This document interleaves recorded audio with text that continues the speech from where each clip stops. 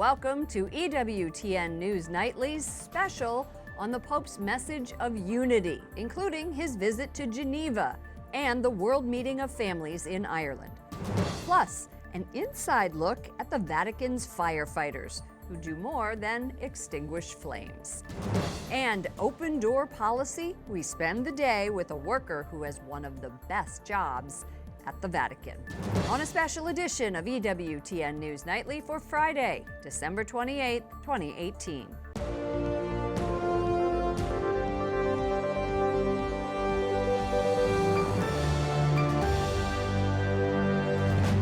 Good evening from Washington, D.C., and thank you for joining us for this News Nightly special as we highlight our reports from Rome and around the world.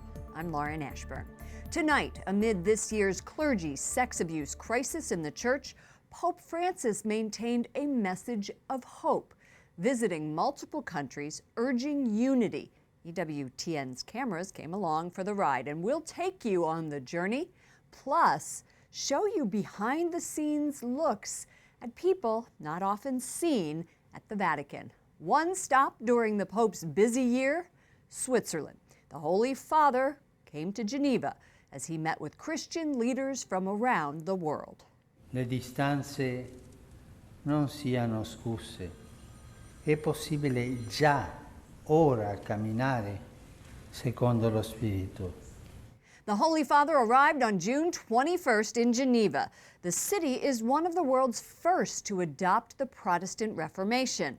Pope Francis made a pitch for unity at an ecumenical prayer service hosted by the World Council of Churches. That day, I spoke to our eyes and ears on the ground. And the Pope has just entered the building. That's where Vatican correspondent Juliet Lindley joins us. She's in Geneva, Switzerland, traveling with the Pope. Juliet, what an amazing moment this is. Why is the Pope making this trip? Lauren, it is indeed an amazing moment. And you know why he's making this trip? Because of unity. It's all about Christian unity. That's what he said to me and the other journalists on the papal flight this morning, flying in from Rome. And before he landed at the World Council of Churches, which is marking its 70th anniversary, and it's hosting the Holy Father for that anniversary. Now, this is a fellowship of 350 churches that aims to show the unity of the Christian faith. Now, the Roman Catholic Church, as we know, is not a member. The Holy Father told his host, however, that he is a pilgrim here today, seeking unity and peace. Juliet, Christians broke away from the Catholic Church 5 centuries ago, but after Vatican II ended in 1965, the Church set out to repair the relationship. What is his message going to be to Christians today? Now, Pope Francis is calling upon Christians to ask the Spirit to strengthen our steps, to walk in the spirit of the Apostle Paul, and he reflected on the Apostle's words to the Galatians who were experiencing conflict and division. So ecumenism is a great enterprise operating at a loss, but he added it's not only important just to walk together, but it's an act of obedience to the Lord and the world. And he urged all Christians to concentrate, Lauren, on what unites, not on what separates us. And there was something not originally on his schedule. Now the Pope met privately with North and South Korean Christians. The World Council of Churches, as we know, is active in promoting dialogue and peace between North and South Korea, and the delegations from the two Koreas are attending these meetings here of the WCC's Central Committee, which is currently underway this week in Geneva. North Koreans aren't even allowed to have Bibles, so that is actually very remarkable that they're both there. Catholics in Switzerland make up 40% of the population. The Holy Father is going to say a Mass for about 50,000 people right behind you. What will his message be to the Swiss faithful? Well, in his homily, Lauren, he highlighted 3 words: Father, bread, and forgiveness. Now, how our Father is the formula of our life that reveals our identity.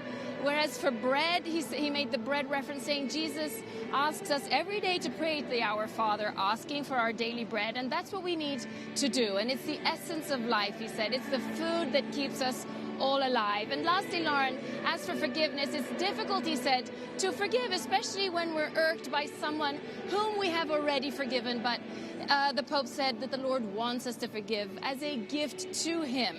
because he said forgiveness creates miracles. It turns evil into good. And just for a little color here, Lauren, now the crowd has come into this convention center, and as they made their way in, they could stop and get their pictures taken with a Swiss Guard. And as we know, the Swiss Guards have a rich history in protecting the Pope for more than 500 years. Traveling with the Pope is something that is actually great for them to be able to do. Juliette Lindley, thank you for your reporting. Our EWTN News Nightly Vatican correspondent on the papal plane with the Pope and now reporting from Geneva, Switzerland. Thank you so much, Lauren. Thank you. In August, at the World Meeting of Families, Pope Francis issued a sweeping apology for the crimes of the Catholic Church in Ireland. The Holy Father says church officials didn't respond with compassion, truth, or justice to those who were abused for generations.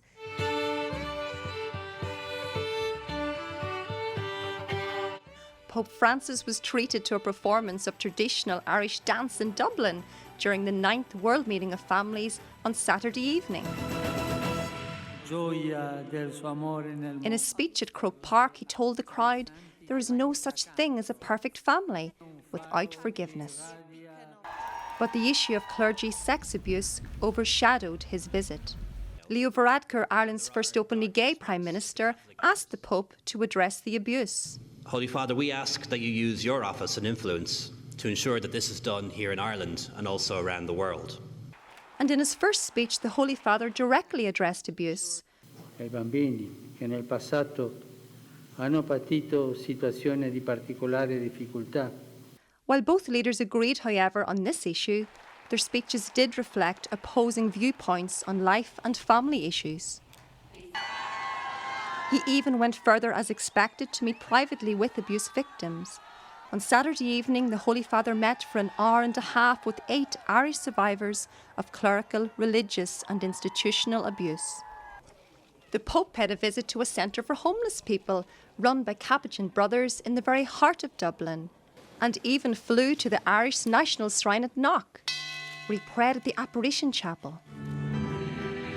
On Sunday, the morning rain didn't stop some 300,000 pilgrims from attending Mass at Phoenix Park, the very same location where Pope John Paul II celebrated Mass in 1979. And in his last speech in Ireland, the Holy Father called for acts of public penance. Lauren, during his visit, Pope Francis warmly greeted the people of Northern Ireland, affirming the work of peace and reconciliation between all Christians. While Ireland is still struggling with issues such as the recent abortion vote, Pope Francis told journalists on his way home there is still so much faith in Ireland. This is Tracy Harkin in Dublin with EWTN News Nightly. And in September, Pope Francis headed to the Baltic states. On that trip, he visited one country where Catholics are a small community. And before the Pope arrived, EWTN contributor Colin Flynn showed us some of its history. Tallinn is the capital city of Estonia, situated on the southern coast of the Baltic Sea. And this is where Pope Francis is coming to visit in just a few days. Now, if you look at any part of the skyline, you'll see steeples and spires piercing the sky. So it may surprise you to learn that Estonia is actually one of the least religious countries in the world. Estonia officially became a nation in 1918, so this year celebrates its centenary. Today, this Eastern European country has a population of just 1.3 million people, of which half of 1% are Catholics. Philip Jourdan is from France, and in 2005, he became the second bishop in Estonia since the Protestant Reformation in the 16th century. Of course, here you don't have traditional Catholic families since many centuries as you have in France. But the people who are Catholics or get in touch with the Catholic Church are also people who want really to understand their faith, to improve their faith. So in a certain sense, they are more demanding. Catholicism was introduced to Estonia by force during the Northern Crusades 8 centuries ago and dominated religious life throughout the Middle Ages. However, following the Reformation of the 16th century, Lutheranism took its place as the dominant faith. Of course, after the Lutheran Reformation, as in Finland or Sweden and so on. So the Catholic Church was practically completely eradicated.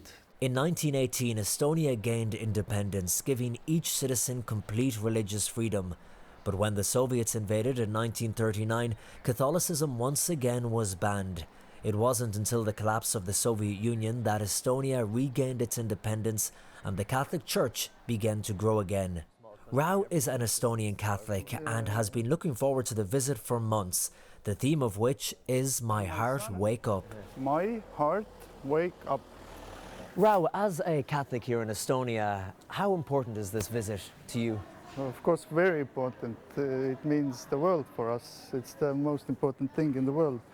Estonia in the middle of the nowhere, and the successor of St. Peter coming here. It's a miracle.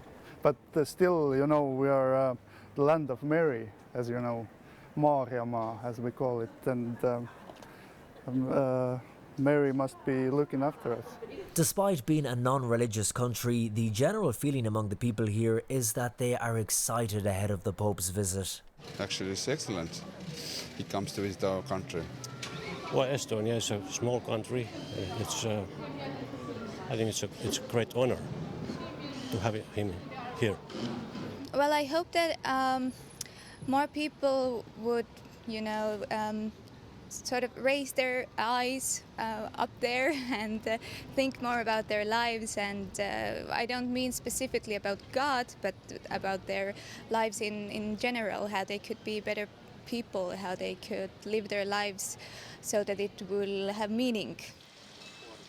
Finally, Bishop, what do you hope this papal visit to Estonia will achieve? Of course, I hope also that it will help the people to know much more what is the Catholic Church. We as Catholics, we are like the family of the Pope, that's true.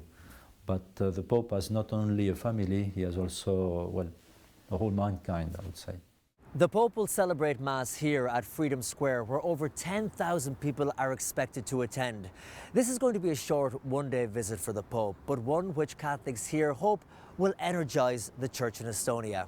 For EWTN News Nightly, in Tallinn, the capital, I'm Colm Flynn. Did you know the Vatican has its own fire department? I didn't. It does, and some of its most important tasks have nothing to do with ladders or putting out fires. Vatican correspondent Juliette Lindley is back with a look at this unique group. The Dome of St. Peter's Basilica towers above Vatican City, and if you look closely on some days, you'll see visitors at the top. It's a 600-step journey up steep and narrow stairs. If you suffer from heart problems or vertigo, a panic attack can set in, or worse. At that point, Allarme Cupola, or Dome Alert, kicks in, and a group of medical professionals, including firefighters, step in. Paolo De Angelis heads up the squad. De Angelis says dome alerts are extremely challenging, and carrying ailing pilgrims down the corkscrew stairwell is exhausting. But it's one of many non-fire-related tasks they tackle. Headquartered here at the Belvedere courtyard in the heart of the Vatican, the Pope's firemen admit they don't put out a lot of fires, only about 20 a year. They usually spend their days managing flooded buildings or opening doors that have got stuck or even rescuing people trapped in elevators. And when central Italy was rocked by a deadly earthquake in 2016, the Pope sent his firemen to help. Giuseppe Di Pasqua tells me helping the earthquake survivors impacted him more than anything else during his 11 years here, adding he hopes he managed to offer the victims a tangible sign of Christian charity. It might not be the world's most cutting-edge fire station, but a career here is highly prestigious. Fabio Di Canio joined the firefighters 26 years ago. It was my childhood dream to become a fireman, and I'm so proud, he tells me. We're called to protect the Vatican's heritage, and we have the good fortune of working close by the Holy Father.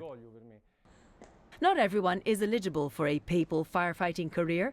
You have to be between 21 and 25 years old, and your parish priest has to vouch for you. But if you land the job, surely one of the best perks is having none other than the Pope as your commander-in-chief. At the Vatican Fire Department, Juliette Lindley, EWTN News Nightly. Coming up, direct message. We'll look back at my interview with one of the most followed Catholics on social media, Bishop Robert Barron.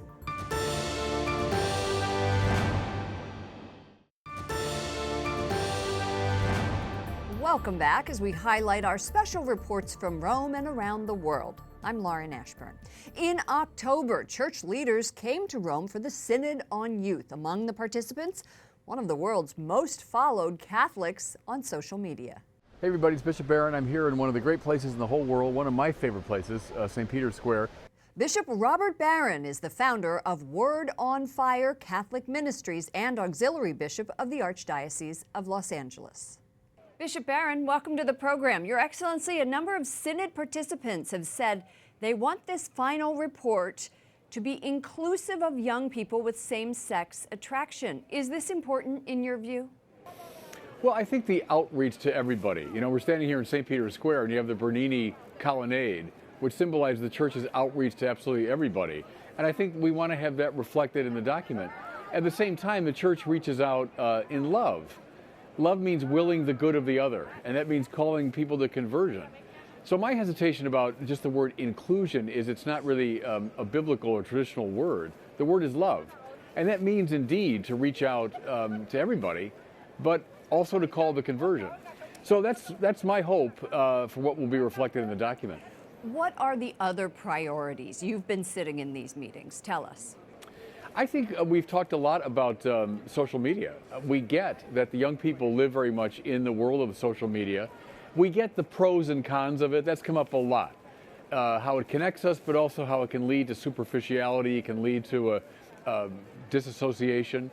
But what I've been stressing very much in the Synod, and many people I think have picked up on this, is what an enormous evangelical opportunity we have with the social media to find the nuns, right? The N-O-N-E-S. This huge army of young people who have no relationship to our church, but we have to go find them. And through God's providence, we have this extraordinary means now to reach out to them. So I think a lot of the groups have been emphasizing the importance of social media, not just as the milieu in which young people live, but as an evangelical tool. That's been a major priority. Another one I would say is spiritual fatherhood and motherhood. The young people are saying that they want to grow in holiness and they want models and teachers to show them how to walk the path of sanctity. And so being a mentor, being a accompanier, to use the language of Pope Francis, I think the young people want that. They want training in holiness. That theme has come up a lot. You were talking about social media. You have a huge following. Your YouTube videos have been viewed over 30 million times. You have 1.5 million followers on Facebook. What's your secret for spreading the good news? How can the church learn from that? Well, you know, we started very small and we started in a kind of experimental frame of mind to see what would work. What I've tried to do is emphasize the seeds of the word. You know, the church fathers use that term, the semina verbi, the seeds of the word that can be found within the culture. And God knows our culture is compromised in many ways. Nevertheless, there are hints and echoes and seeds of the gospel that you can find in movies and in plays and in books and in music and in the popular culture. So I've tried to find those and use those as a route of access. And then see, once we draw people in, I've done a lot of other videos about scripture, about the theology, about St. Thomas Aquinas, but I draw them in through the appeal to the culture. So it's more of a positive path, not so much wagging the finger at the culture, but to say, hey, look, these are elements that are redolent of the gospel, and that draws people in. Also, something I've really emphasized is that it's a smart presentation. I hate dumbed down Catholicism. That's what my generation got. And it was a pastoral disaster. And you can see it now in survey after survey. Young people who are clueless about the faith. I think people, especially young people, have responded positively to the intellectual quality of the work that we've done at Word on Fire. And to me, that's an encouraging sign. So to make it beautiful, make it smart, and to reach out in a positive attitude toward the culture, that's been our formula. According to our Catholic in America poll, media coverage this summer of the Catholic Church has been mostly negative and includes mostly church sex abuse stories. So how does a young person weed through that on social media and get to the positive content? Well, you know, to some degree, I get it. I mean, we've been through a very difficult period, and there are these scandals that need to be addressed, and the church has to address them with accountability and transparency at all levels. So I get it. If young people are feeling frustrated, I'm feeling frustrated. A lot of Catholics are. So good. You know, I think I understand that.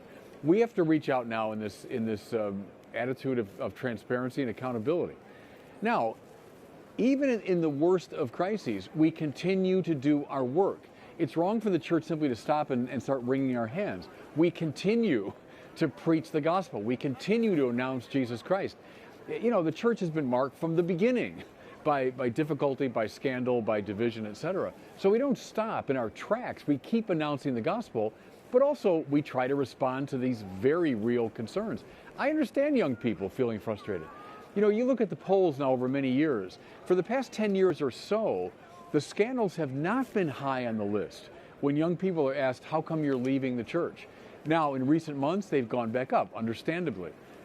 So we have to respond to that, but also we don't wring our hands. We keep doing our work. We keep announcing the gospel. Bishop Robert Barron, Auxiliary Bishop from the Archdiocese of Los Angeles and the founder of Word on Fire. Thank you so much for joining us. God bless you. My pleasure. Up next, a preview of the Pope's schedule for next year and unlocking a masterpiece. We talk to a man who has the Sistine Chapel to himself every single day.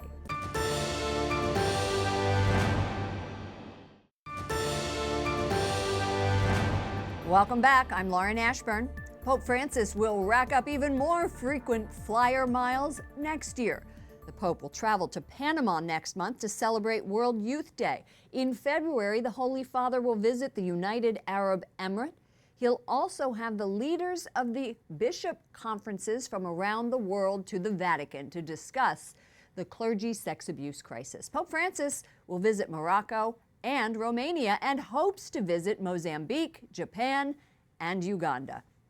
Every year, the Sistine Chapel draws more than 6 million visitors. But one man gets the gem all to himself every day.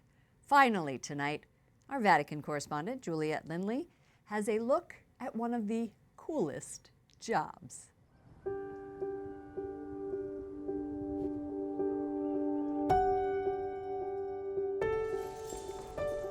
It's before dawn, and this man is making his way through the Vatican with 15 pounds of keys.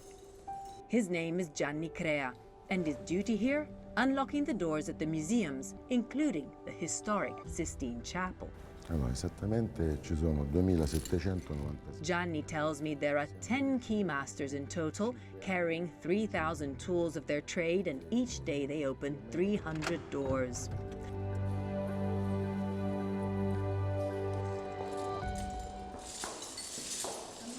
On this morning, I'm with Gianni when he starts his daily rounds at 5:30. He's been working here nearly half his life.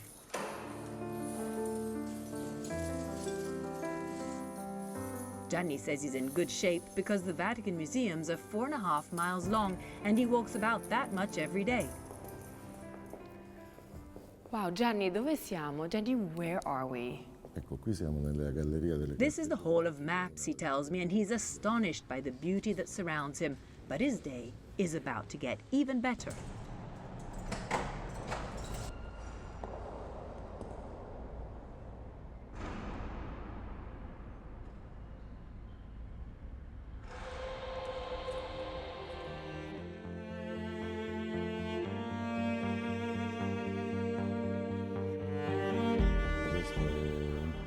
Unico e straordinario. He calls it the greatest privilege of all, opening up the Sistine Chapel to tourists from around the world.